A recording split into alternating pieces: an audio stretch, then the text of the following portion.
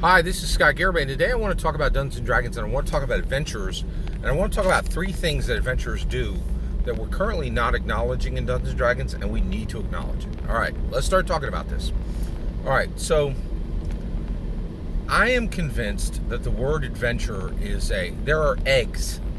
There are virtual dragon eggs in Dungeons and Dragons. There's these concepts in Dungeons and Dragons that hold great truth, great wisdom, great possibility, great power for humans within Dungeons & Dragons. One of them is the word adventurer.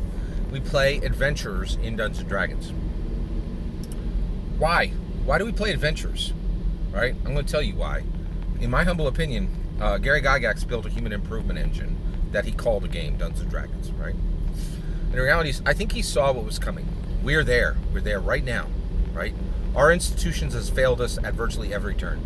In America today, this is American specific, we have waterless, lightless cities. So the Democrats have shown, the Democrats have shouted to the sky with President Joseph Biden, we cannot stop the world from being brought to the brink of World War III. We cannot stop the economy from being cracked in half and inflation going completely out of the wild, right? Completely wild. We cannot preserve the infrastructure that the Republicans built. Under a Democrat president, you will have no water and no light on schedule, and the government will do nothing to stop it. Like, you will not be able to turn on the water and drink it from your home, and we will tell you, you will be in the dark during these periods because the lights will be shut off. The infrastructure.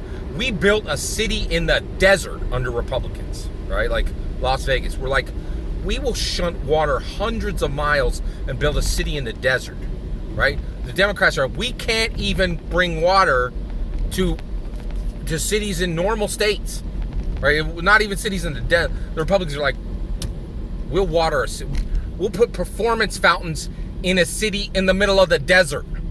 Democrats are like, we can't guarantee you light or water in cities all over the country, in regular places. Like, they're shouting to the sky, we are unworthy and should never be chosen for leadership again in our current structure. The Democrat Party has essentially surrendered and said we're not even going to pretend to be functional anymore, right? And we accept it. We understand. It was our fault for electing a Democrat president, and this should not happen for 2 more decades. Right? Like, the punishment for what's happened for the Democrats, for what the Democrats have allowed, needs to last for 2 decades. That's fair. That's fair. We don't want to punish them forever. Give them another chance 20 years from now.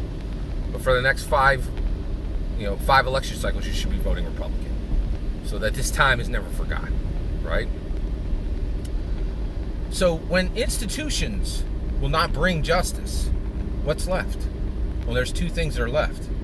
If your chosen leader will give no justice, right? It is justice that every American has lights in their city. It is justice that every American can drink water out of the tap, right? That's justice. When your chosen leader says, I will give you no justice, then there's only 2 choices left: vigilante and adventurer, right? So vigilante is wrong. That is wrong. We know that. Right? We live in a just society. We cannot allow for vigilantes to go above the law. It's fun to read about in the comic books, but we cannot allow it in real life. So what's left? The adventurer. How do adventurers actually deliver justice? I'll give you an example. Right now, we have waterless cities all over America. Okay? How would an adventurer bring justice?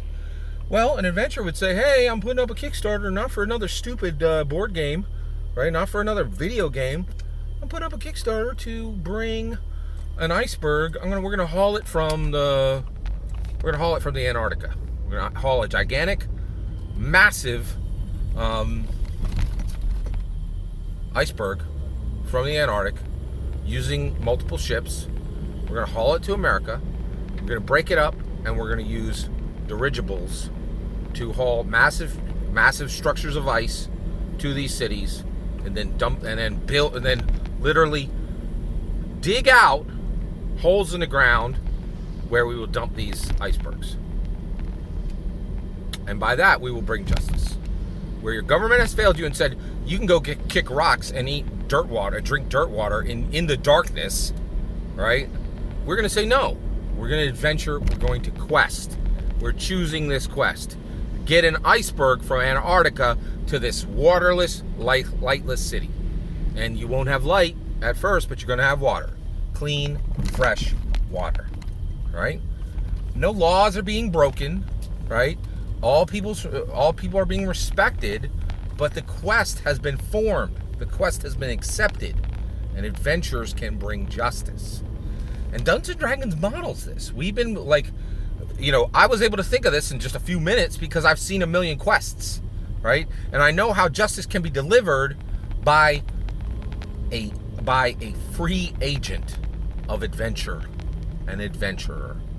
And we have adventures at our tables every week, but we now need them in IRL.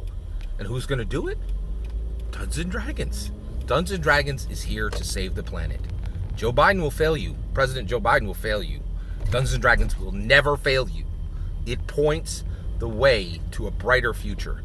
A future where adventurers bring justice, where chosen leaders have failed to bring it. All that is my opinion, my humble opinion. I'd love to hear yours, humble opinion. Let me know in the comments below. Please consider liking and subscribing, and have a wonderful millennium.